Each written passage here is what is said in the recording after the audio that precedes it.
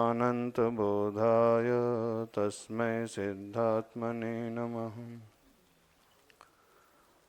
श्लोक नंबर 76। अथ मूढ़ात्मा कदा त्रस्तो भवति इति प्ररूपयति। मूढ़ात्मा जीव कब वह त्रस्त होता है, दुखी होता है, श्लोक में यहाँ पर कह रहे हैं। दृढ़ात्मबुद्धिर्देहादा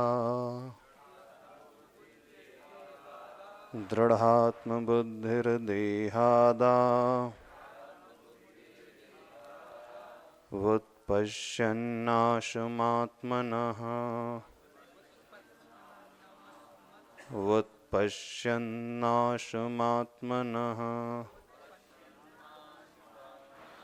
दृढ़ात्मबुद्धिर्देहादावुत्पश्यन्नाशमात्मनः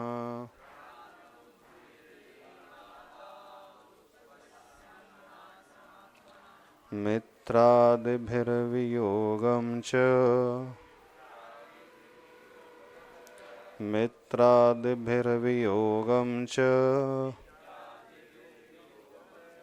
बिभेति मरणाद्भृशम्।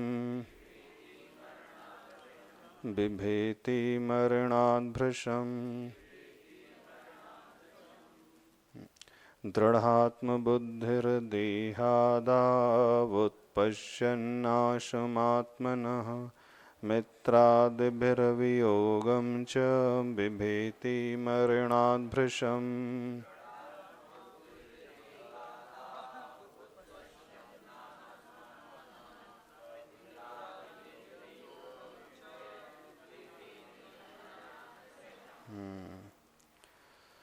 अज्ञानी जीव कब दुख अपने भीतर पैदा कर लेता है, श्लोक में बताया जा रहा है। दृढ़ात्म बुद्धिर देहादौ, संधि विच्छेद करेंगे तो देहादौ और उत्पश्यन, औ आव ऐसा सूत्र लगता है तो औ का आव हो जाता है। तो देहादा वो पश्यन लिखा है तो है देहादौ दृढ़ात्म बुद्धिर, अर्थात जिसकी देह आदि में, शरीर आदि में आत्म बुद्धि मजबूत होती है। आदि में शरीर में भी है, आत्म बुद्धि है। शरीर के अलावा अन्य जो भी पदार्थ आदि हैं उनमें भी आत्म बुद्धि जिसकी दृढ़ता से रहती है। ऐसा जीव उत्पश्यन नाशम आत्मनः, विनाश को, अपने आत्मनः विनाश को देखते हुए, उत्पश्यन यानी देखते हुए, क्या देखते हुए? नाश है, स्वयं के नाश को ने, स्वयं के मरण को देखते हुए। और क्या है? मित्रादिभिर वियोगम च, मित्र आदि जो हैं, परिवार के सदस्य आदि जो हैं, उनके वियोग को देखते हुए क्या करता है?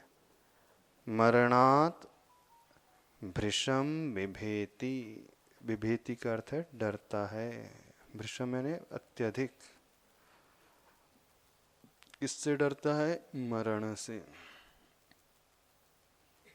तो मरने से कौन डरता है? जिसकी शरीर में आत्म बुद्धि होती है, वही जीव स्वयं के मरने से भी डरता है और परिवार के जो अन्य सदस्य हैं, मित्र आदि हैं, उनके वियोग होने पर भी अत्यधिक दुखी होता है। सबको दुख होता है, हाँ? मरने से सबको डर लगता है। बिभेति डरता है। कितना डरता है? भृशम, बहुत डरता है। बिभेति डर लगता है। किससे डर लग रहा है? मरणात्। और वियोग इसको देखते हुए भी बहुत डरता है। तो जिसे स्वयं के मरण से अत्यधिक डर लग रहा है अथवा मित्रादि के मरण से, वियोग से अत्यधिक डर लग रहा है, तो ऐसा जीव कौन सा होता है?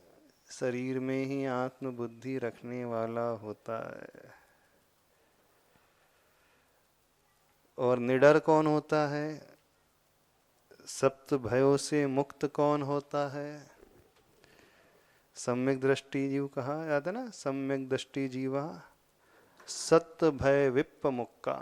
सातों ही भयों से मुक्त होता है, मरने के भय से भी वह मुक्त होता है। और जिसे मरने से डर लगता है वह सम्यक दृष्टि कैसा हो सकता है? अभी यहाँ चौथा गुण स्थानवर्ती सम्यक दृष्टि अलग रहेगा, पांचवा गुण स्थानवर्ती सम्यक दृष्टि अलग रहेगा, छठवें सातवें गुण स्थानवर्ती सम्यक दृष्टि अलग रहेंगी। जैसे रामचंद्र जी थे, जब लक्ष्मण का मरण हो गया तो उन्हें भी बहुत शौक लगा था, पर 6 महीने में संभल तो गए थे वो। 6 महीने तक शव को लेकर के घूमते रहे थे लक्ष्मण के। तो आप लोग तो 13 ही में समझ जाते हो, 13 दिन में समझ जाते, 30 में समझ जाते। तो फिर रामचंद्र जी से ज्यादा महान हो गए फिर आप। इसका मतलब है रामचंद्र जी से ज्यादा महान हो गए। रामचंद्र जी तो 6 महीने झटके में थे, शौक में आ गए थे, सदमे को सहन नहीं कर पाए। आप लोग तो 3 दिन 13 दिन में सहन कर जाते हैं। इसका मतलब मजबूत तो हो, रामचंद्र जी से ज्यादा मजबूत हो। नहीं मजबूत? हाँ, अच्छा, बर्फ की शिला लेकर घूमना पड़ेगा? नहीं, घूमने की बात नहीं कर रहे हैं। दुख कितने दिन होता है? रामचंद्र जी को 6 महीने तक लगातार बहुत दुख रहा। आप लोगों को कितना होता है? 2-3 दिन आते, 13 दिन। 6 महीने से ज्यादा हो जाता है। लेकिन जिस दिन रामचंद्र जी पलटे तो फिर वैराग्य आ गया, दीक्षित हो गए वो। लेकिन 13 दिन के बाद किसी दीक्षा, कोई किसी को वैराग्य नहीं आता है। 13 ही करने के बाद किसी को वैराग्य नहीं आता है। लेकिन रामचंद्र जी को तो वैराग्य आ गया था।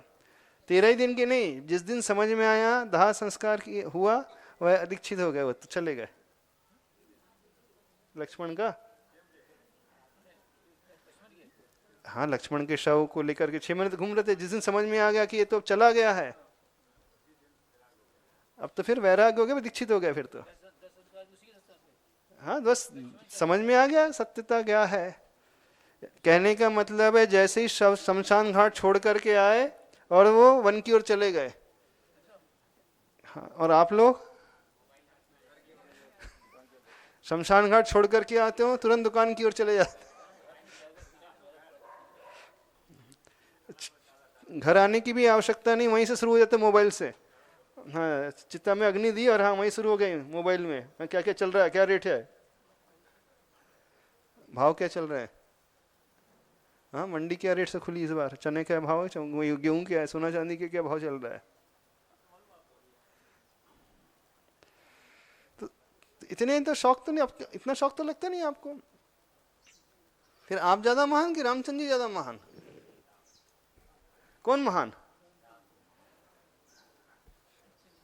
आप में से कोई भी 6 महीने नहीं घूमता है, इतना वेग, इतना जो है दुख नहीं मनाता है। तो अज्ञानी जीव की पहचान बताई जा रही है। जिसकी शरीर में आत्मबुद्धि गहरी होती है, वो स्वयं के मरण को देख करके अथवा पर के मरण को देख करके अंदर से हिल उठता है। कई लोग कोमा में चले जाते हैं, कई लोगों का हार्ट फेल हो जाता है, तो जो कोमा में जा रहे हैं, हार्ट फेल हो रहा है, इसका मतलब है कि मिथ्या दृष्टि तो है वो। पहले गुण स्थान वाले अध्यात्म में थोड़ी देर विकल्प हो रहा है तो उस अपेक्षा से मिथ्यात्व, लेकिन पहले गुण स्थान में नहीं आएंगे, समझ जाएंगे। तो रामचंद्र जी 6 महीने की मर्यादा पूर्ण होने के पहले ही जागृत हो गए थे, समझ गए थे। अवधि ज्ञान तो, मोह के समय अवधि ज्ञान कोई काम में नहीं आता। लगाएंगे तो काम में आता, नहीं लगाएंगे तो क्या होता। क्षायिक सम्यक दृष्टि थे 6 महीने तक की, बस उससे रेंज अधिक क्रॉस नहीं कर सकते। हाँ हाँ, तो 6 महीने से ज़्यादा पहले हो सकता है, लेकिन 6 महीने तक घूमते रहे। अरे अवधि ज्ञान लगाता थोड़ी है, मोही जीव जो है लगाता ही नहीं कभी अवधि ज्ञान आदि। नहीं लगाते ही नहीं, उनका होश ही नहीं कि अवधि ज्ञान भी लगा लूं। तो ऐसे जीव है बताए जा रहे, मूढ़ जीव की पहचान बताई जा रही है। शरीर आदि पर द्रव्यों में, आदि लिखा है मात्र शरीर में ही नहीं, धन में भी बहुत ज्यादा आत्मबुद्धि रहती है। प्रॉपर्टीज के पेपर में भी आत्मबुद्धि रहती है, नहीं रहती। शेयर मार्केट में आत्मबुद्धि रहती है, सोना चांदी में। तभी तो मार्केट हाई लो होता है, बीपी यहाँ पे हाई लो होने लगता है, नहीं होने लगता। किसी पार्टी ने हाथ खड़ा कर दिया तो यहाँ हार्ट फेल भी हो जाता है। तो यहाँ हार्ट फेल क्यों हो रहा है, नुकसान वहाँ पे हो रहा है, यहाँ प्राण क्यों जा रहा है। इसका अर्थ है कि उसने अपने प्राण वहाँ पर रखे हैं। तो मोही जीव की यह पहचान होती, शरीर आदि से अन्य द्रव्य में भी जिसकी आत्मबुद्धि मजबूत है, वह अपने नाश को और मित्रादि के वियोग को देखता हुआ मरण से बहुत डरता है। अब डर किसे नहीं लगता है, जिसकी दृष्टि ऐसी नहीं होती है। कौन व्यक्ति बचा रहता है, समीचीन दृष्टि वाला सम्यक दृष्टि जो जीव होता है वही बचा रहता है। तो अगले श्लोक में इससे ठीक विपरीत श्लोक आ रहा है, अर्थ जो है विपरीत अर्थ आ रहा है। यहाँ मूढ़ व्यक्ति की पहचान बताई जाएगी, अगले श्लोक में ज्ञानी जीव की पहचान बताई जाएगी। तो जो सम्यक दृष्टि जीव होता है वो डरता नहीं है। क्यों नहीं डरता है, और मिथ्या दृष्टि क्यों डर जाता है। अब ये सब जानते हैं, लेकिन उस समय जब वियोग आदि होता है उस समय याद नहीं आता कुछ। तात्कालिक विकल्प हो जाना ठीक है, समझ में आता है, लेकिन वो उसी में डूबा रहे, ये विषय थोड़ा चिंतनीय हो जाता है। लेकिन जिसकी पकड़ मजबूत होती है उसे ज़्यादा फर्क नहीं पड़ता है। कई ऐसे श्रावक भी होते हैं, घर में कोई गमी भी हो जाती है तो ज़्यादा दुखी नहीं होते वो। ऐसा नहीं 80 साल के बाबा जी की गमी हो रही तो दुखी नहीं हो रहे। युवा अवस्था में भी कोई चला जाता है, बेटा भी चला जाता है, ज़्यादा झटका नहीं लगता है। एक है वो ब्रह्मचारी भैया, प्रिंस भैया जबेरा के थे ना, हाँ एमटेक कर रहे थे, ब्रह्मचारी थे, 25 साल में चला गया। उसकी माँ को कोई फर्क नहीं पड़ा ज़्यादा, इकलौता बेटा था माँ का। 25 साल ब्रह्मचारी व्रत, एमटेक कर रहा था और हार्ट फेल से चला गया, लेकिन माँ को ज़्यादा अंतर नहीं पड़ा। प्रतिमाधारी माँ थी, उसकी दृष्टि मजबूत थी, कुछ फर्क नहीं पड़ा। ठीक है बोले, इतना ही संयोग लिखा था उसका हमारे साथ, आयु पूरी हो गई तो चला गया वो जीव, अब क्या कर सकते। नहीं है तो माँ तो संभाल ही नहीं पाती अपने आप को। ऐसी भी माँ होती हैं गृहस्थ होकर के भी, जो अपने आप में इतनी मजबूती रखती हैं। हाँ, ये सच्ची आत्मा में आत्मबुद्धि है उसकी, कर्म सिद्धांत को मानने वाली है। ठीक है, हमारा संयोग, परिवार में जन्म लिए, एक संयोग था, पूर्व भाव का था कुछ, तो आगे इस परिवार में वो जीव। मेहमान जैसे आता है, मेहमान छोड़ करके चले जाता है घर को, तो दुख होता है आपको? 3 दिन रुकते हैं मेहमान, 3 दिन के बाद घर छोड़ के चला, तो दुख होता है? क्यों नहीं होता है? मेहमान है ना। तो बस, तो ऐसे ही जो अच्छी दृष्टि रखने वाला जीव है, जितने भी संयोग है वो मेहमान की भांति ही दिखता संयोगों को। ये भी मेहमान है, ये 20 साल का मेहमान है, 25 साल का, 30 साल के मेहमान है, वो 3 दिन के मेहमान। सत्य तो यही है। ने जितने भी सदस्य हैं परिवार के, आखिर क्या है, सब मेहमान की भांति तो है, नहीं मेहमान की भांति, और नहीं तो क्या। इतने दिन के लिए आ गए, एक स्थान में रुक रहे हैं, जैसे धर्मशाला में आते रुक के चले जाते हैं। अब यहाँ पे आते चौका लगा के रुक के चले जाते, फिर छोड़ते समय दुख होता है? कमरा नहीं होता कोई, हाँ कुछ नहीं होता है, हाँ कोई फर्क नहीं पड़ता, चौका छोड़ के जा रहे थे, ठीक है हो गया। भले यहाँ महीने भर चौका लगाओ, 4 महीने में चौका लगाओ, जब छोड़ करके अपने अपने घर जाते हैं, किसी को कोई दुख नहीं होता है, कोई फर्क नहीं होता है, ठीक है। क्यों नहीं दुख होता है? क्योंकि पहले से धारणा बनाई थी हमारा है ही नहीं है, तो क्षेत्र का कमरा है।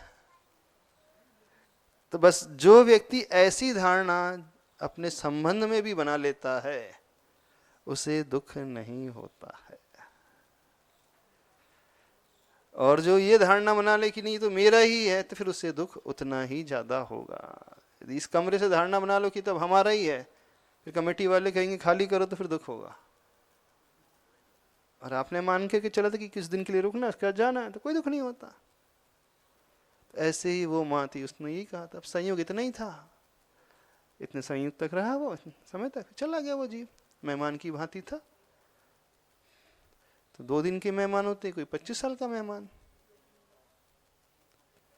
ये भेद विज्ञान की दृष्टि कही जाती है। सही दृष्टि तो ये है। और जिसकी बुद्धि यानी देह में ही आत्म बुद्धि होती है मजबूत, उसे बहुत डर लगता है। आचार्य की हिंदी। होता यदा जड़ तनादिक का वियोग, भारी विलाप करते बहिरात्म लोग। मैं तो मरा मरण हाय महासमीप, ऐसे कहे न जिनके उर बोध दीप। जिनके उर बोध दीप नहीं होता है ना, जिनके हृदय में ज्ञान दीप नहीं होता है, वो क्या कहता? हाय मैं तो मरा, मेरा क्या होगा, कौन बचाएगा, कौन संभालेगा, कौन करेगा, वो गया तो मैं भी गया, तो मेरी जिंदगी चली गई, ये कहते ना। कौन कहते? जिनके उर में बोध दीपक नहीं होता है। होता यदा जड़ तनादिक का वियोग, जड़ का तन आदिक का वियोग, तो भारी विलाप करते हैं, विलाप करके रोते हैं। कौन? बहिरात्मा लोग। और कैसे रोते हैं? हाय माँ मैं चला गया, मैं मरा, अब क्या होगा। तो ये बहिरात्मा जीव की पहचान है। तो अंतरात्मा जीव की पहचान क्या होती है? यत्र मूढ़ त्रस्त तत्र निर्मूढ़ स्तुष्ट इति आविदेति। जहाँ मूढ़ व्यक्ति त्रस्त होता है, वहाँ ज्ञानी जीव जो है संतुष्ट होता है, उसे कोई फर्क नहीं पड़ता। आत्मन्नेवात्म धीरन्याम, आत्मन्नेवात्म धीरन्याम, शरीर गतिमात्मनः, शरीर गतिमात्मनः, मन्यते निर्भयं त्यक्त्वा, मन्यते निर्भयं त्यक्त्वा, वस्त्रं वस्त्रान्तरग्रहम्, वस्त्रं वस्त्रान्तरग्रहम्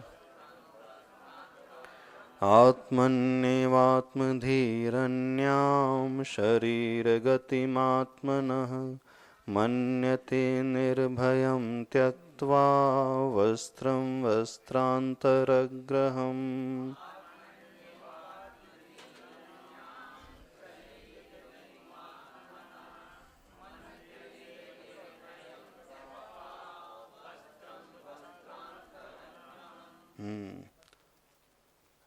आत्मनि एव आत्मधि। पहले श्लोक में 76वें श्लोक में क्या बताया था? देहादौ आत्मबुद्धि। अब यहाँ क्या कह रहे हैं? आत्मनि एव आत्मबुद्धि, अर्थात जिसकी आत्मा में आत्मबुद्धि ही होती है, आत्मा में ही आत्मबुद्धि होती है, शरीर में आत्मबुद्धि नहीं होती है, ऐसा जीव ज्ञानी जीव कहा जाता है। तो क्या करता है? आत्मनः शरीर अन्याम गतिम, यानी अपने शरीर की अन्य गति हो जाती है, अर्थात जहाँ मरण हो जाता है यह शरीर छूट जाता है और आत्मा नए शरीर को धारण कर लेती है। तो वो क्या मानता है? कैसा है वो जीव? निर्भयम, वो भय रहित होता है, किसी प्रकार का भय उसे नहीं होता है। क्या मान्यता उसकी होती? मन्यते, कैसी मान्यता होती है? वस्त्रम त्यक्त्वा वस्त्रांतरग्रहम, एक कपड़े को छोड़ करके दूसरा कपड़ा पहन रहा है। नई साड़ी पहनने में दुख होता है, पुरानी साड़ी अलग करने में दुख होता है। पुरानी साड़ी अलग करके जब नई साड़ी खरीदते हैं तो दुख होता है कि खुशी होती है? बताना। दुख नहीं होता? 10 साल से साड़ी पहन रहे थे, अरे वो पुरानी सी हो गई है, जीर्ण शीर्ण सी हो गई है, छिद्र से होने लगे हैं। हाँ, शादी की साड़ी अभी तक रखी है? हाँ, रखी है। कोई भी व्यक्ति पुराने वस्त्र को छोड़ करके जब नए वस्त्र ग्रहण करता है तो कितने लोगों को दुख होता है? विमल जी, पुराने धोती दुपट्टा बदलते हो, नए खरीदते हो, तो नए पहनते तो दुख होता है, खुशी होती? बताना। हाँ, नहीं तो दुख तो नहीं होता ना। अरे 6 महीने जिन वस्त्र ने साथ निभाया, 6 साल तक जो साड़ी साथ निभाते रही है, हाँ, दुख तो नहीं होता है। अच्छा, खुशी तो होती है ना? नई साड़ी आने में खुशी? नई साड़ी महाराष्ट्र आ जाती तो पुरानी का दुख नहीं होता। नहीं तो खुशी होती कि नहीं नई साड़ी आने? खुशी तो होती ना। हाँ हाँ। तब यहाँ से जब शरीर छूटेगा ये पुराना और नया शरीर मिलेगा तो दुख होगा कि खुशी होगी? बताना। क्योंकि तो सत्य, ये छूटेगा तो नया तो मिलना ही है। अब पुराना जो फटा पुराना हो चुका है, जीर्ण शीर्ण हो चुका है, चमड़ी में झुर्रियां पड़ चुकी हैं, दांत बचे नहीं हैं, आंत है नहीं, पचाने लायक शक्ति है नहीं, गर्दन लटक रही है, कमर झुक रही है, बाल बचे नहीं है सिर में, फिर भी क्या होता है बताएं? शरीर में सफ़ेद बाल हो गए अथवा बाल ही नहीं है, दांत भी नहीं है, आंतें भी काम नहीं कर रही हैं, हड्डियां भी एकदम झुकने को है। देखो स्वाध्याय सागर कैसे झुकी रहती है हड्डी, रीढ़ की हड्डी कैसे झुकी रहती है, कैसे चलते हैं, 90 डिग्री का एंगल बना करके चलते हैं वो, है ना? तो ऐसा शरीर यदि छूट रहा है और नया फ्रेश शरीर मिल रहा है, अच्छा तरोताजा एकदम, अच्छी हड्डी, मजबूत हड्डी, अच्छी स्किन, सुंदर शरीर, अच्छे बाल, तो खुशी होना चाहिए कि दुख होना चाहिए? एक वस्त्र को छोड़ करके जब नया वस्त्र ग्रहण करता है तो ज्ञानी जी को कोई दुख नहीं होता है और उसे खुशी भी नहीं होती। हाँ, बिल्कुल, ज्ञानी जीव को कोई दुख भी नहीं होता और खुशी भी नहीं होती है। तो फिर जब नया ये पुराना शरीर छूटता है तो दुख क्यों होता है आप लोगों को? हाँ, दुख किसे होता है? मिथ्या दृष्टि को दुख होगा, सम्यक दृष्टि को कोई दुख ही नहीं होगा। क्यों? इसलिए नहीं कि नया वस्त्र आ रहा है, पुराना जा रहा है, इतनी उम्र थी पुराने की। तो ऐसी धारणा जिसकी हो जाती है वो जीव कौन होता है? ज्ञानी जीव, आत्मा में ही जो आत्म बुद्धि रखने वाला होता है, निर्भय होकर के मानता है एक वस्त्र को त्याग करके नया वस्त्र ग्रहण कर रहा हूं, एक गति को छोड़ करके नई गति में जब जाता है स्वयं के शरीर को लेकर के, उसे कोई फर्क नहीं पड़ता। फिर इतना विकल्प क्यों? उसे ही विकल्प नहीं होगा जिसका दृढ़ श्रद्धान रहेगा कि आत्मा तो मरती नहीं, और इसका यह भी श्रद्धान रहेगा कि शरीर इसका नया मिलने ही वाला है, क्यों डरना? उसके क्या विकल्प होगा? जब हमारा जन्म हुआ था तब भी तो हम पुराना कोई शरीर छोड़ करके आए थे? नहीं आए थे। पूर्व भाव का कोई शरीर हमने छोड़ा होगा, इस भाव में आए तो नया शरीर मिला। अब इस भाव में इतने समय तक शरीर साथ दे रहा है, ये छूट जाएगा, फिर से नया मिलेगा।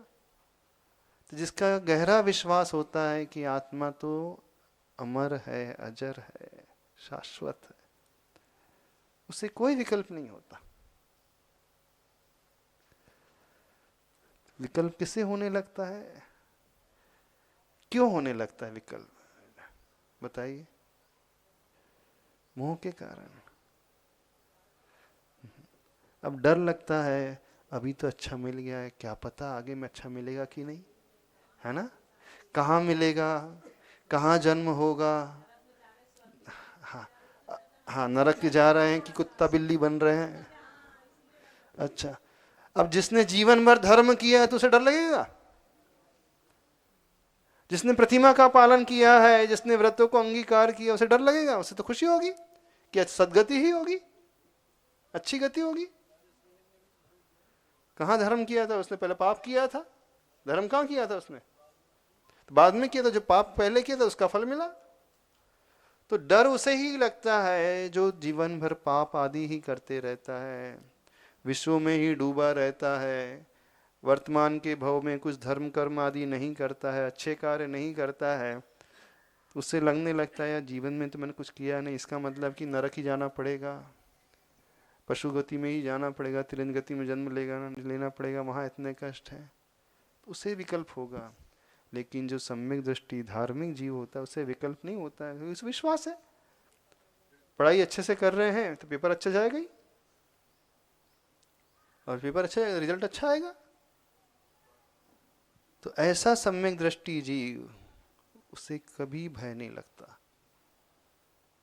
क्योंकि वर्तमान का जीवन जिसका जितना अच्छा है तो उसका भविष्य भी अच्छा रहेगा। क्यों विकल्प करना? अब जो वर्तमान में बहुत सारा इस प्रकार से रहते हुए आया है, गलत करते हुए आया है, तो उसे विकल्प अवश्य होगा, क्योंकि अब सुविधाएं छूट जाएंगी। धन मिला है, वैभव मिला है, पद मिला है, प्रतिष्ठा मिली है, सुविधाएं मिली हैं, गाड़ियां मिली हैं, इतना अच्छा घर मिला है। अब इस भाव में तो मैंने कुछ किया है नहीं, जो मिला है पूर्व भाव के पुण्य से मिला था।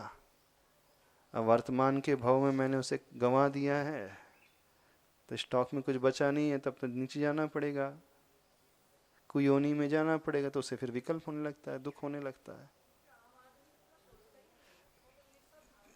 तो इसी लिए तो बता रहे हैं, आत्मा में ही जिसकी आत्मा बुद्धि होती है वो निर्भय हो जाता है। आम को तो छोड़ दो, अपना ही देख लो पहले।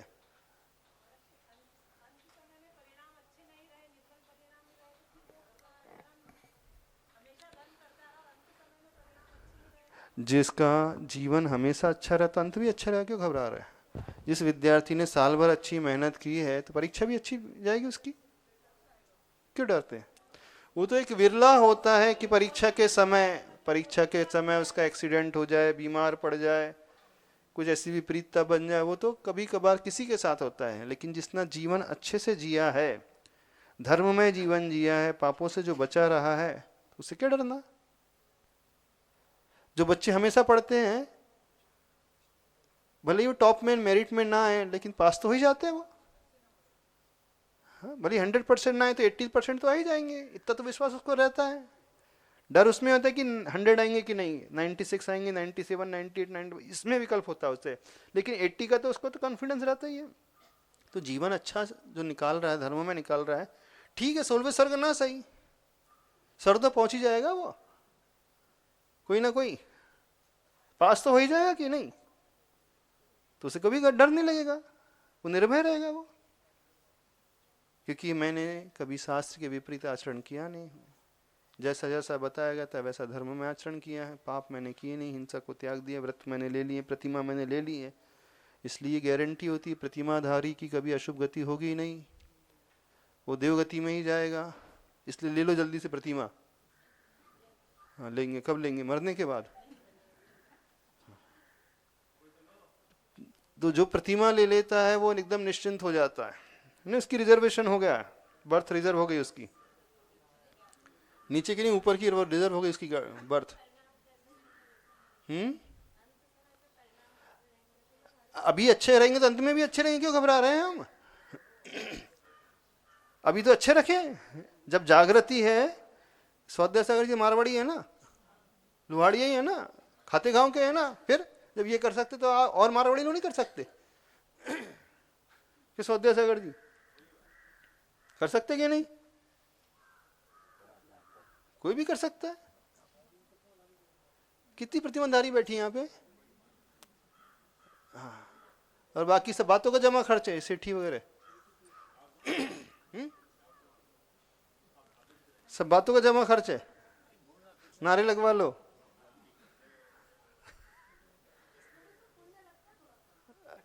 थोड़ा थोड़ा पुण्य लगता है। जो ज्यादा कर सकता है वो कम करे तो वो दोष माना जाता है। शक्ति जिसकी अधिक है और धर्म कम करता है तो वो अपनी शक्ति को छिपा रहा है। शक्ति जिसकी पुण्य तो मिल सकता है, लेकिन जो 16वें स्वर्ग जाता है वो भवनात्रिक में जाकर के रुक जाए तो क्या मतलब रहा? कुछ नहीं मिलेगा, 50-50। हाँ, और प्रतिमा ले ली तो गारंटी रिजर्वेशन, वैमानिक जाति के देव। हाँ, प्रतिमाधारी वैमानिक ही बनेगा वो। हाँ, और पुरुष पर्याय मिलेगी, ये भी गारंटी है। हाँ, ये भी गारंटी, पुरुष पर्याय वैमानिक जाति का देव, ये भी गारंटी है। और उसमें भी सामान्य नहीं, अच्छे अच्छे पद वाला देव बनेगा वो, विशेष पद वाला, अनेक प्रकीर्णक आदि नहीं बनेगा। मरण के समय जिसका जीवन अच्छा रहा है तो उसका मरण काल में भी अच्छे परिणाम होते हैं प्रायः। अब विरले जो होते हैं उनके परिणाम जो है इधर उधर हो जाते हैं, पर जीवन भर की भी साधना व्यर्थ नहीं जाती है। इस भवनी तो अगले भाव में भी मिल जाएगी उसको, वो कहीं ना कहीं लौट करके आएगी, साधना व्यर्थ थोड़ी जाएगी उसकी वो साधना। हाँ, देव तो वही बन जाएगा, ऊंचे स्वर्ग में नहीं पहुंच करके निचले स्वर्ग में पहुंच जाएगा। ठीक है, इंद्र सामान्य मन नहीं बन पाएगा तो दूसरे और भी हैं, त्रयस्थिन पारिषद आदि जाति का देव बन जाएगा, आत्मरक्ष लोकपाल आदि जो बन जाएगा वो, यानी वो किलविश जाति का देव नहीं बनेगा वो। अच्छे सभासद का वो मंत्री नहीं बन पाएगा तो अच्छा पद में अवश्य मिलेगा उसे, कैबिनेट नहीं तो राज्य तो बन ही जाएगा वो।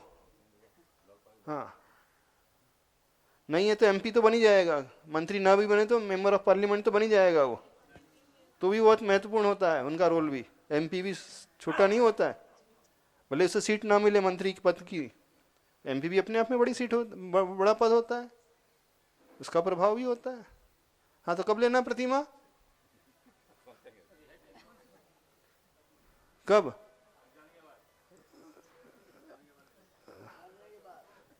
छुल्लक जी बोले मरने के बाद।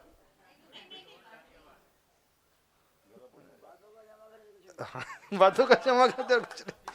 स्वाध्याय सागर की पकड़ एकदम मजबूत है, सबको जानते हैं वो, एक घर घर को जानते हैं। तो ऐसा जीव जो निर्भय होता है उसके लिए कहा जा रहा आत्मनि एव आत्मधी, उसकी आत्मा में ही आत्मबुद्धि होती है। आत्मा में आत्मबुद्धि होती है अर्थ तो शरीर से वो ज्यादा राग नहीं करता है, मोह नहीं करता है। शरीर का यदि वियोग भी हो रहा है तो उसे ज्यादा विकल्प नहीं होगा। ठीक है, मेरी आत्मा का तो वियोग हो नहीं सकता, शरीर ही छूट रहा है ना, मेरा धर्म तो नहीं छूट रहा है। धर्म तो मेरी आत्मा के साथ ही है, तो धर्म का पालन कर लेगा। इसलिए वो निर्भय होता है और क्या मानता है, एक वस्त्र छोड़ रहा हूं, नया वस्त्र ग्रहण कर लूंगा। वस्त्रम त्यक्त्वा वस्त्रांतर ग्रहम, एक वस्त्र को छोड़कर अन्य वस्त्र को ग्रहण करने के समान मानता है। इसलिए छूट रहा है तो विकल्प भी नहीं होता, या दुख भी नहीं होता है।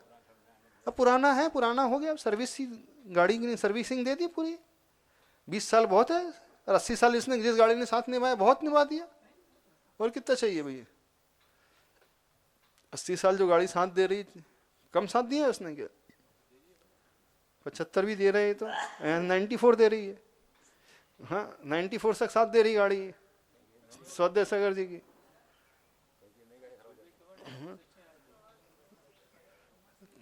तो मान लेता है कि ठीक है, इतनी पर्याप्त है, फिर विकल्प नहीं करता है वो। तो ये धारणा बनाना सीखे। ऐसा जीव निर्भय होता है, उससे कोई डर नहीं लगता है। तो आत्मा में आत्मबुद्धि रखने वाला बिना किसी भय के शरीर की दशा को अपने से अन्य किसी की मानता है। एक वस्त्र को छोड़कर अन्य वस्त्र को ग्रहण करने के समान वो मानता है। सही तो यही, और क्या है। हम कितना भी विकल्प करें, परिस्थिति तो बदलने वाली नहीं है। छूटना है तो छूटेगा ही। जब छूटना है ही, मरना निश्चित ही है, कोई बच नहीं सकता। कोई अमर होकर के यहाँ पर आया नहीं, हर एक को जाना जो आया है। तो जब जाना है ही, तो क्यों ना भेद विज्ञान पैदा करके जागृत अवस्था में बिना विकल्प के, बिना भय के अच्छे से संलिग्न पूर्वक छोड़ें प्राण। जीते जागते छोड़ें, मोह को त्याग करके छोड़ें, पाप से ऊपर उठ करके छोड़ें। दर्द हो ना, तो दर्द की थोड़ी मना कर रहे हैं, दर्द से क्या लेना देना। दर्द हो रहा है तो वही शरीर का गुण धर्म है, दर्द शरीर में हो रहा, आत्मा में तो दर्द हो नहीं रहा। परिणाम ऊपर नीचे हुए तो कितने, थोड़ा बहुत होगा, कम ज्यादा होगा, लेकिन संभाल तो लेगा। इस कारण तो कहा जा रहा है अभ्यास करें, आत्मा में आत्मबुद्धि रखने का अभ्यास करें। शरीर में राग बुद्धि न रखें, आत्मा में ही मोह बुद्धि रखे। यदि राग ही रखना है तो आत्मा से राग करो, न कि शरीर से राग करो। चाहना ही तो आत्मा को चाहो, न कि शरीर को। तो ये कहलाता है ज्ञानी जीव। इस प्रकार से देखें। अच्छा, श्री की हिंदी। प्राचीन वस्त्र तज वस्त्र नवीन लेते, स्वामी यथा मनुज मात्र न खिन्न होते। योगी तथा न डरता यदि काय जाता, मेरा नहीं मरण है इस भांति गाता। प्राचीन वस्त्र तज वस्त्र नवीन लेते, यथा, तो जैसे मनुष्य खिन्न नहीं होते हुए, मनुष्य मात्र खिन्न नहीं होते हैं। योगी तथा न डरता यदि काय जाता, ये शरीर जब छूटता है तो जो योगी होता है वो कभी डरता नहीं है। क्यों नहीं डरता है? यह सोचता है मेरा नहीं मरण, इस भांति वो गाता कि मेरा मरण तो हो ही नहीं सकता, आत्मा का मरण होता ही नहीं, फिर क्या डरना। हम ये सोचे ना, इस भव के पूर्व में भी तो हम कहीं पे थे। हाँ? तो वहां भी शरीर था, वो शरीर जीर्ण शीर्ण हो गया था, बूढ़ा हो गया था, चला गया था, यहाँ नया शरीर मिल गया। सत्य तो यही है। जब जन्म हुआ था तो हमारा शरीर कैसा था, धीरे धीरे उसमें वृद्धि हुई, शरीर में परिवर्तन हुआ, तो परिवर्तन चलता रहेगा। एक समय आएगा वो पूरा हो जाएगा, छूट जाएगा, तो उसमें क्या विकल्प करना। जिसकी गहरी आस्था आत्मा के ऊपर हो जाती, फिर उससे कोई डर नहीं। कि डर हमें लगता ही तब है, परिग्रहवान व्यक्ति को डर लगता है चोरी का, कि चोरी ना हो जाए मेरा धन, मेरी प्रॉपर्टी चली ना जाए, कोई छीन ना ले। लेकिन जिसका ये विश्वास मजबूत हो गया, कोई हमसे हमारी वस्तु छीन ही नहीं सकता, कोई चुरा ही नहीं सकता, कोई नष्ट ही नहीं कर सकता, फिर क्यों डर। पुस्तक ले सकता है लेकिन अंदर का ज्ञान थोड़ी ले सकता है वो। जो हमारे भीतर है, हमारे आत्मा की पर्याय, वो थोड़ी ले सकता है वो। बाहर का धन ले सकता है लेकिन आत्मा का गुण रूपी वैभव थोड़ी ले सकता वो। उसे कोई विकल्प नहीं। ये धारणा मजबूत बनाना सीखें।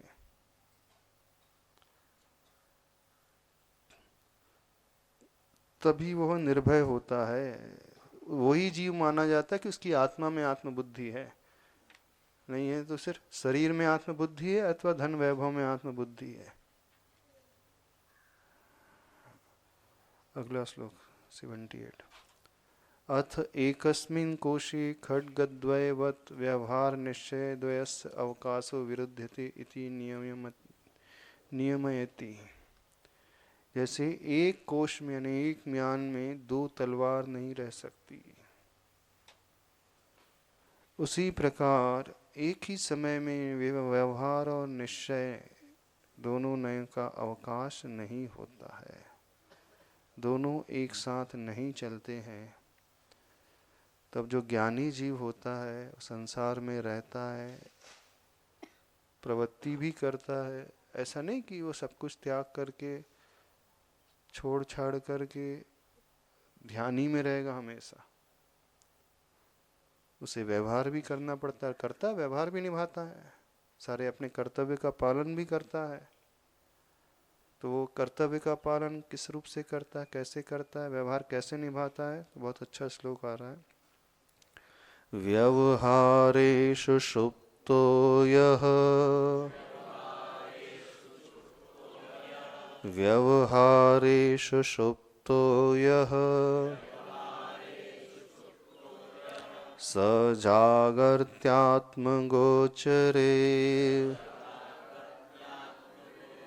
स जागर्त्यात्मगोचरे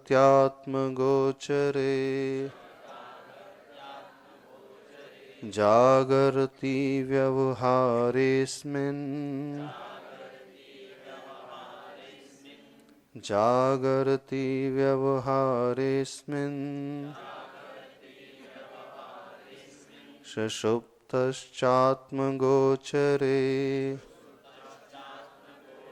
सुषुप्तश्चात्मगोचरे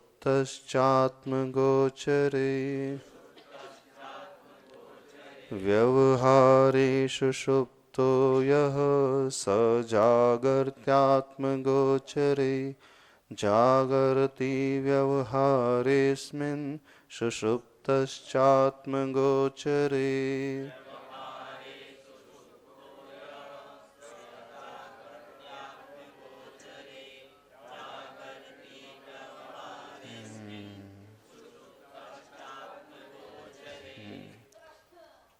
व्यवहारे सुषुप्तो यह अर्थ है जो व्यक्ति व्यवहारे यानी व्यवहार में सुषुप्त सोता है। स जागर्ति आत्म गोचरे, संधि विच्छेद करेंगे, जागर्ति आत्म गोचरे। ने जो व्यवहार में सोता है वह आत्म गोचरी आत्मा के विषय में जागृत रहता है। जागर्ति व्यवहारे अस्मिन्, और जो अस्मिन् यानी इस व्यवहार में जागृत रहता है। सुषुप्तः च आत्मगोचरे, वह आत्मा के विषय में सोता है। क्या समझ में आया? जो व्यवहार में सोता है सो आत्मा में जागता है, और जो व्यवहार में जागता है तो आत्मा में सोता है। तो इसलिए व्यवहार में सो जाना चाहिए, है ना, और आत्मा में जागृत हो जाना चाहिए। इसका क्या अर्थ लगाएं? जो सोवत है सो खोवत है, जो जागत है सो पावत है। ऐसी है ना गाना। जो सोता है सो खोता है, जो जागता है सो पाता है। तो आप लोग सो रहे हैं कि जाग रहे हो? अरे जाग रहे हैं, कहाँ सो रहे हैं? हाँ? जाग रहे हो? कहाँ जाग रहे हो? हाँ, किस में जागृत हैं सभी लोग? व्यवहारिकता में सब जागृत हैं। व्यवहार में ही जागृति बनी है। ये करना, वो करना, ये खाना, वो खाना, ऐसा रहना, वैसा रहना, ऐसा दिखना, वैसा दिखना। बाहर के टीम टाम में ही जागृत है। उसी में 24 घंटे लगे रहते हैं। हाँ, क्या? तो निषेध कहाँ कर रहे? तो निषेध कहाँ किया जा रहा है? व्यवहार निभाने का निषेध थोड़ी किया जा रहा है। आत्मा में जागृत रहने का अर्थ ऐसा नहीं है कि वह व्यवहार में व्यवहार को पूरा छोड़ ही देता है। वो कैसा जीव होता है? उसे व्यवहार के कार्य करने पड़ते हैं, ऐसी धारणा वो बनाता है। और आपको धर्म के कार्य करने पड़ते हैं, ऐसा जीवन है। बस ये अंतर है। जो आत्मा में जागृत रहेगा उसकी धारणा कैसी रहेगी? व्यवहार निभाएगा, लेकिन मजबूरी में अब निभाना पड़ता है। क्या करें, घर गृहस्थी में फंसे हैं तो सारी जिम्मेदारी निभाना पड़ेगा। उससे ऊपर नहीं उठ सकते हैं, छोड़ नहीं सकते हैं। निभाएगा, व्यवहार निभाएगा, जिम्मेदारी भी निभाएगा, लेकिन निभाता हुआ भी वो अंदर ही अंदर तड़पता रहेगा। ये भावना भाएगा, हे भगवान, कब इससे ऊपर उठूं, कब छूटूं इनसे, कब मैं व्यवहार के चक्कर से बचूं, कब मैं प्रतिमा ले लूं। ऐसा भाव करेगा वो। कब प्रतिमा ले लो तो आप बोलेंगे आदिनाथ भगवान की ले ली हमने, सहस्त्रकूट की। हाँ, आप लोगों की प्रतिमा सहस्त्रकूट वाली प्रतिमा सब नहीं। जो आत्मा में जागृति रखने वाला व्यक्ति सारे बाहर से कार्य करते हुए भी वो सचेत भीतर से रहेगा, यानी उसमें रचेगा पचेगा अधिक नहीं। करेगा लेकिन रचेगा पचेगा नहीं। हाँ, बैंक के कैशियर के समान है, नोट गिनेगा लेकिन उससे निर्लिप्त रहेगा। मुनीम जी है, सेल्समैन है, अपना नहीं मानते हुए करेगा। तो जिसका जीवन ऐसा हो जाता है। लेकिन जो व्यवहार में हमेशा जागता है, धर्म करता भी है तो बेमन से करता। अब क्या करें, अब करना तो पड़ेगा।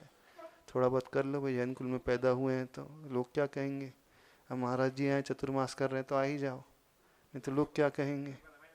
चौका लगा ही लो, है ना।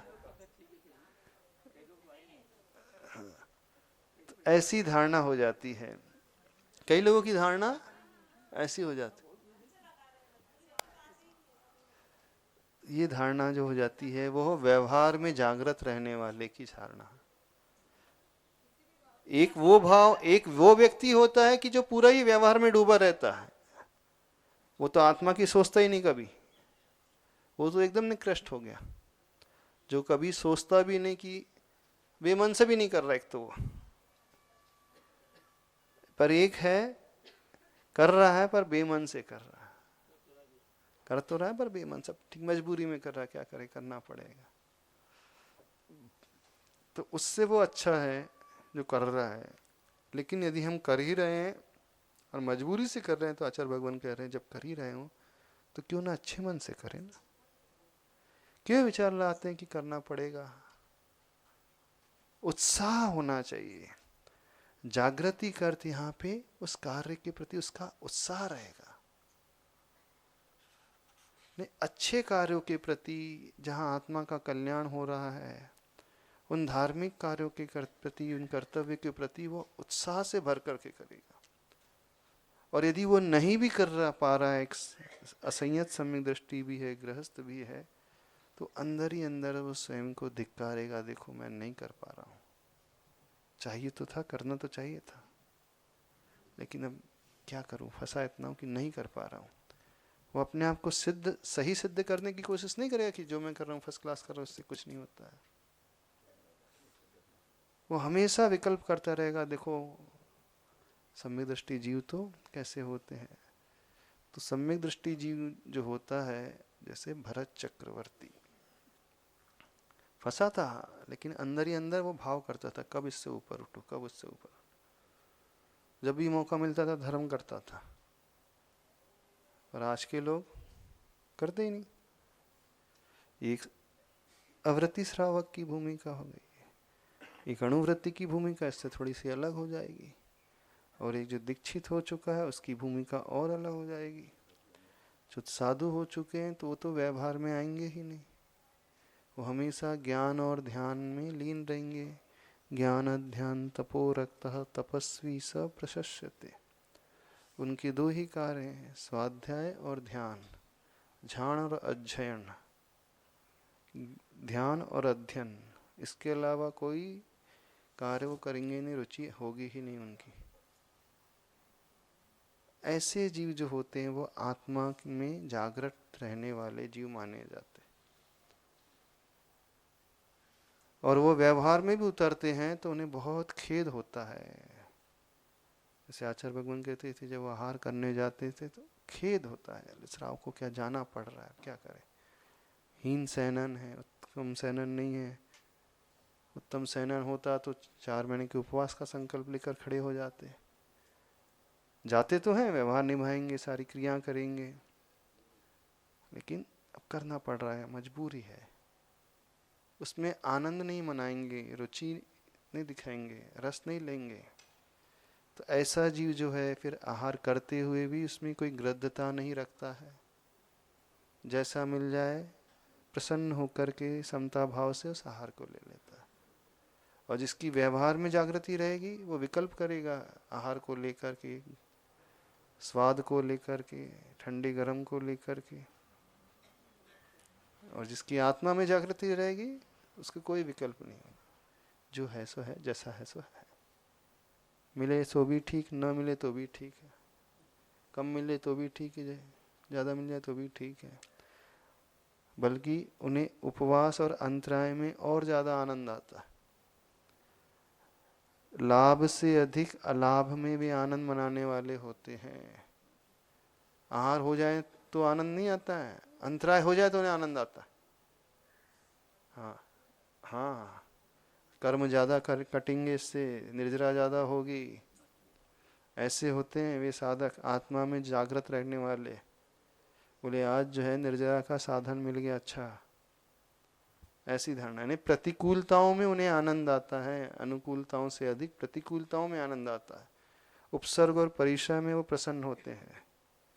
यदि उपसर्ग नहीं होता तो जल्दी थोड़ी, इतनी जल्दी क्या केवल ज्ञान होता पार्श्वनाथ भगवान को। तो कमठ ने तो उनके ऊपर उपकार किया ना, पार्श्वनाथ भगवान की दृष्टि में तो उपकार ही बन करके आया। यदि वो उपसर्ग नहीं करता तो 7 दिन में केवल ज्ञान ही नहीं होता और लंबा समय लग जाता। तो प्रभु की दृष्टि में वो उपकारी। तो जो आत्मा में जागृत रहने वाले साधक है, जब जब उनके जीवन में प्रतिकूलता आती तो वो प्रसन्न होते हैं अंदर से, खेद खिन्न कभी नहीं होंगे। और यदि खेद खिन्नता आ रही है तो मतलब मान करके चलना व्यवहार में जागृति है, आत्मा में वह जागृति नहीं है। तो जो पुरुष व्यवहार में सोता है वह आत्मा के विषय में जागृत रहता है, तथा जो इस व्यवहार में जागता है वह आत्मा के विषय में सोता है। तो व्यवहार में जागृत रहने का मतलब व्यवहार निभाएगा। एक है व्यवहार में जागृत आत्मा में सोने वाला कि वो दिन भर व्यवहार में ही डूबा रहेगा और उसमें खुश होगा, और दूसरा व्यक्ति व्यवहार निभाएगा लेकिन अब निभाना पड़ रहा है, क्या करें, ये सोच करके व्यवहार निभाएगा। तो दोनों के व्यवहार में जमीन आसमान का अंतर आ जाएगा। एक में मजबूरी है और एक में मजबूती है। तो संसारी व्यक्ति जिसमें मजबूरी दिखाना चाहिए वहां मजबूती दिखाता है, और जिसमें मजबूती दिखाना चाहिए मजबूरी दिखाता है। धर्म में मजबूती दिखाना चाहिए तो वह मजबूरी में आ जाता है। घर गृहस्थी में मजबूरी होना चाहिए तो वहां डूब करके, तन्मय होकर के, आकंठ नख से लेकर शिख तक डूबा रहता है और बड़ा प्रसन्न होता है। क्या बात है। ये पहचान उस व्यवहार में जागृत रहने वाली जीव की होती है। हाँ हाँ, यज्जीवस्य उपकाराय तद्देहस्य उपकार, वही बात है। तो व्यवहार में जागृत न रहे, आत्मा के विषय में जागृति लाना सीखें। भले ही व्यवहार निभाएं, लेकिन अब कर्तव्य है तो उस हिसाब से निभा रहे हैं। रच पच करके व्यवहार ना निभाएं, डूब करके नहीं निभाएं। आत्मा के और धर्म के विषय में तो डूबना सीखें, रचना पचना सीखें। यह बात यहाँ पर कही जा रही है। अच्छा से की हिंदी। जो भी यहाँ विषय भोग करें करावे, श्रद्धात्म ध्यान च्युत हो कर कष्ट पावे। जो मौन सर्व व्यवहारिक कार्य में है, वे ही स्वदर्शन करें निज में रमे हैं। जो भी यहाँ विषय भोग करता है कराता है, उसमें जो डूब जाता है तो शुद्धात्मा से वो च्युत हो जाता है, आत्म ध्यान से वो नीचे गिर जाता है। ऐसा जीव फिर अनेक कष्टों को पाने वाला होता है। जो मौन सर्व व्यवहारिक कार्य में है, समस्त व्यवहारिक कार्य में जो मौन रखता है, अपनी सम्मति देता ही नहीं है, बचने की ही वो कोशिश करेगा व्यवहार से। जब कोई रास्ता नहीं नजर आएगा तो वो करेगा व्यवहार। पहले तो अवॉइड ही करने की कोशिश करेगा, दूर ही रहने की कोशिश करेगा। तो जो व्यवहार से बचने की कोशिश करता है वही जीव माना जाता है कि उसकी ललक आत्मा के प्रति है, वह आत्मा को पाने का आकांक्षी है, वह आत्मा की साधना करने का उत्सुक जीव माना जाता है। तो ऐसा जीव ही होता है, वे ही स्वदर्शन करें, वही अपनी आत्मा का दर्शन करने वाले होते हैं। और वे ही जीव निज में हमेशा रमे रहने वाले होते हैं। यानी शरीर में रमण नहीं करेंगे, शरीर की ओर ध्यान नहीं देंगे। उपसर्ग आदि भी हो रहा है, प्रतिकूलता भी आ रही है शरीर में, तो उस ओर ध्यान ना देकर उन्हें विकल्प भी ज़्यादा नहीं, ठीक है आ रहा है तो आ रहा, उसे समता से सहन कर लेंगे। लेकिन व्यवहार में जागृत रहने वाला जीव जो हर छोटी छोटी बातों में विकल्प करेगा,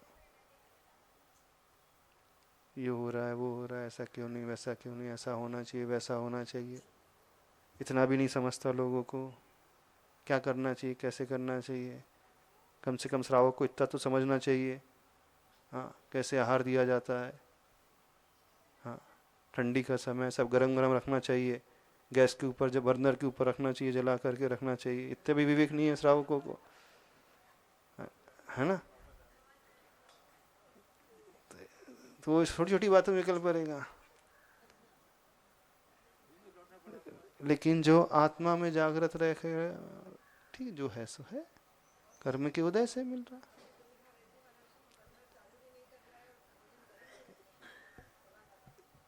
तो ये कहलाती है दृष्टि। तो वो निश्चय का अभ्यासी होता है। तो कुल मिलाकर के श्लोक में कहा जा रहा है कि निश्चय और व्यवहार दोनों एक साथ नहीं चल सकते। कि हम जो है निश्चय में भी, निश्चय की भी आकांक्षा करें और व्यवहार भी निभाते रहे। दो ही बात नहीं हो सहाने सयाने, विषय भोग और मोक्ष ही जाने। दोनों बात एक साथ नहीं हो सकती है। हम विषय भी भोगते रहें, सब कुछ खाते पीते रहे, ऐश्वर्य में भी रहे और मोक्ष भी हमें मिल जाए, ऐसा संभव नहीं होता है। तो एक को गौण जब तक नहीं किया जाएगा वो संभव नहीं होगा। तो व्यवहार को गौण किए बिना आत्मा की जागृति नहीं आ सकती। बस इतना ही रहे। बोधि समाधि परिणाम शुद्धि स्वात्मोपलब्धि शिव शौक सिद्धि चिंतामणिं चिंतित वस्तु त्वां वन्दमानः स्मि।